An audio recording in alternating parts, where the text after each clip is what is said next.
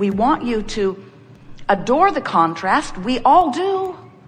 Some of you might say, well, sure, Abraham, you adore our contrast. Our contrast on which you get expansion. I think I get why you would like our contrast. We do. But we've come to help you like it too. We want you to understand that when contrast causes that expansion, that the most joyful experience of life, whether it is us living it or you living it, is moving into that new expansion. And we do it fast and quick. We do it instantaneously, and you can too. You don't have to linger in a justifying attitude.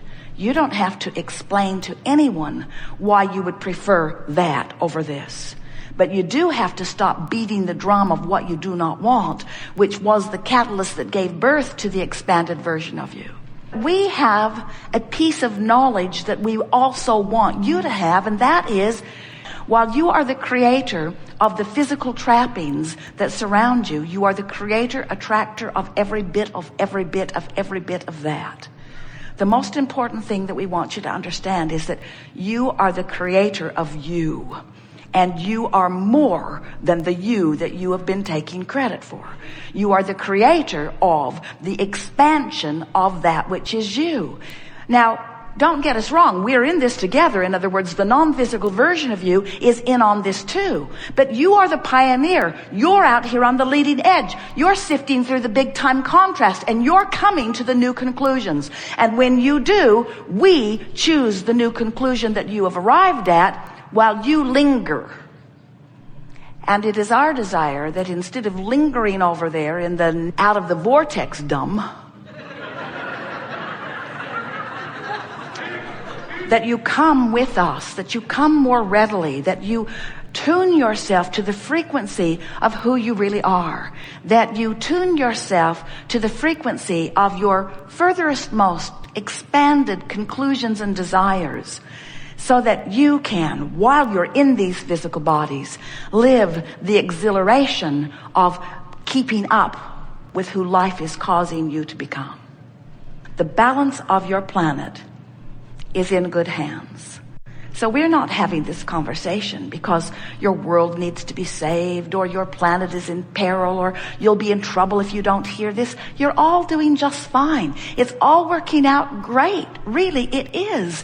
With one small exception, and that is you as humans are not nearly as joyful as you meant to be. Not nearly as joyful as you meant to be. You said, I am source energy. A part of me will come forth. I will explore contrast, and I will come to new decisions. And when a new decision is born out of me, I will feel the birthing of it and a momentary feeling of enthusiasm. And then I will use all of my determination and my willpower and my ability to focus in the direction of my newfound expansion. And I will train myself into the frequency of that until that is my normal vibrational offering. And I know that law of attraction, as it always does, will wrap itself around me with cooperative components that are equivalent to the vibrational stance that I learn and practice and achieve. That's what you said.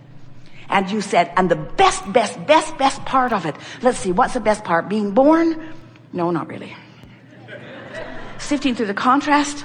No, not really. Giving birth to a rocket? Maybe, but not so much.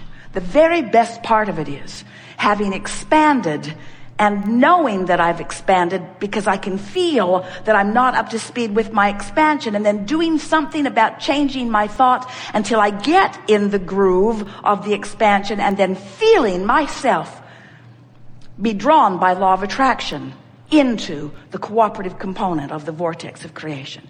That's the best part, you said, again and again. And you know that because you're always looking for adventure. You love that thrill of coming into alignment. You adore the feeling of relief. You tense and agonize against negative stuff. In other words, you know that you want to feel good. The reason that you want every single thing that you want, there's no one who wants anything for any other reason than that they believe they will feel better in the having of it.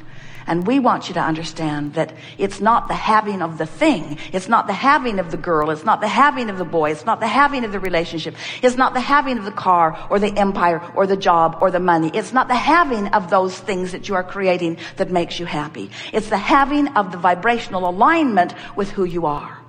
A woman said to us one day, Abraham, my lover left and now I'm sad. And we said, no, you're not. And she said, to be clear, my lover left and now I am very sad. And we said, no, you're not. People don't always speak what they're thinking. But what she was thinking is, you crazy ghost. Can't you hear what I'm saying? I was not sad. Then my lover left. Now I'm sad. I'm sad because my lover left. But we wanted her to understand all sadness comes from holding yourself apart from the most expanded version of you. In other words, we wanted to explain to her that that relationship had caused her to create a vibrational version of a relationship, and that as she was focusing upon this man walking out of her life, she was focused in opposition to this relationship that she had carved out. That man was never the lover of her dreams. He was just a temporary filler for the lover of her dreams. But the reason she was sad, nevertheless, was not because he had walked out the door. She was just using his exit as her excuse to not be a vibrational match to who she is. You have the ability, no matter what, to focus yourself out of sadness. The reason that so often you don't believe that you can do that is because law of attraction has been active in your life. And if you've been beating the drum of something, law of attraction's been surrounding you with more things like that. So when you get going on something, and it's a far cry, a far vibrational cry from who you really are and all that you've expanded to, you feel bad. And then you begin making a sort of art of feeling bad. You email friends about how bad you feel today. You blog about it. You talk to your friends about it. You think about it. Someone said to us, it feels like my thoughts are thinking me. It doesn't feel like I have any control over my thoughts. I try to think more positive thoughts, but I just keep going back and going back and going back. And that's really what we're going to talk about here today. We want to show you how, if you stop doing that thing you do that's holding you apart from who you are, you'll move easily back to who you are. You don't have to. In fact, it's not even possible. It's certainly not a good idea to take something that's really bothering you, and in the middle of it really bothering you, try to talk about it in a shiny, brighter, fluffier way. Because the more you try to do that, the more it will just backlash, and the more you will defend your negative position. We want you to understand that just like the cork will bob on the surface of the water, oh, you can hold it under the water, but when you let go, it will bob right back up there. We want you to understand that you will bob right back into your vortex when you cease beating the drum of things that hold you in a resistant vibrational attitude. So you have the idea of this. You sense that we are calling this vibrational state of being where all that you have become has assembled with all cooperative components. And we are referring to this as your vortex of attraction, your vortex of creation. This vibrational environment where the future manifested version of you and your life resides. But when we stand in this vortex, knowing that version that you've put there, it's not future for us, because we are vibration, it's vibration, we see it clearly, it's now. It is present tense. What's in your vortex, what you've expanded to, is present tense. You know how you're here today, and there are people in Hawaii, there are people in Hong Kong and Australia, and they're all calling it a different time. Some of them are even calling it a different day. The Australians think it's tomorrow.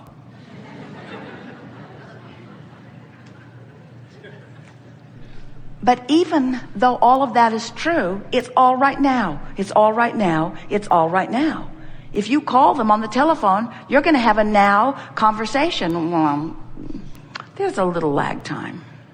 few seconds. Real time is happening now. Now.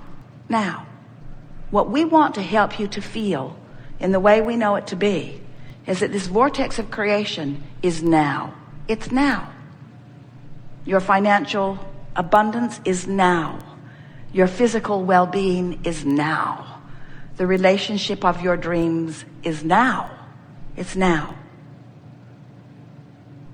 And when you try to find the feeling of that, what does it feel like in my prosperous world? What does it feel like in my vital and healthy body? What does it feel like in my relationship that wraps round me and through me as the two of us expand together? What does that feel like? As you reach for the now feeling of that, then you are present tense too. And we just want you to know, you practice that present tense until it is most dominant. You practice that present tense feeling of relief and exhilaration and adventure. You practice that present tense, real time, vibrational feeling that emanates an emotion of well-being within you. You practice that and make it your own. And those manifestations must become instantaneous, real time too. By law, it must be. It's easier for us because we stand in the vibrational realm.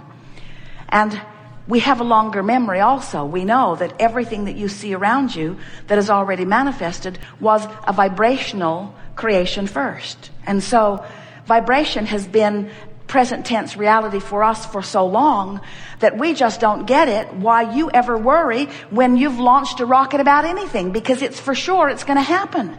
It's for sure it's going to happen. But there are so many people that hold themselves in a vibrational tension of unworthiness or unhappiness that they prevent themselves from being the vibrational match to it, so they don't get to be there where the manifestation is. They deprive themselves of their own dramatic and powerful creation. But you are here wanting to be deliberate creators. And we want you to be deliberate creators because creating by default is no fun at all.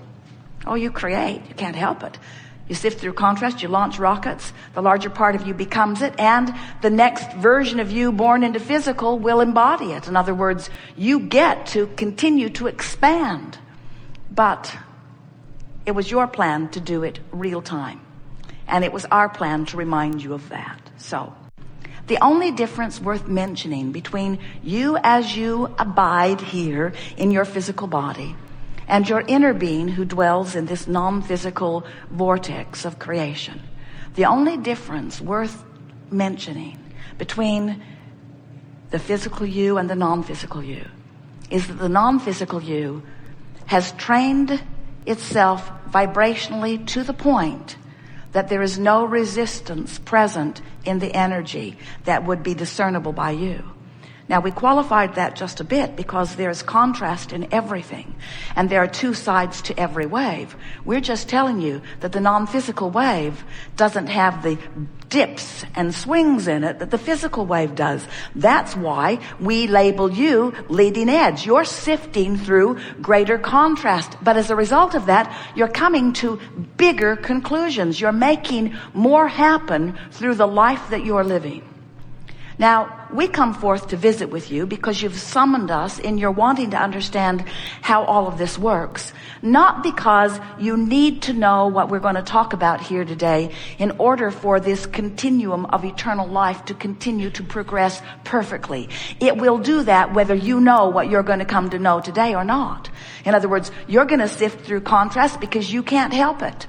And you're going to know what you don't want because you can't help it. And you're going to give birth to rockets of desire about what you would prefer because you can't help that. In other words, these are the natural consequences of sifting through contrast in a leading edge environment. All of that is going to take place whether you understand what we're going to talk about here today or not.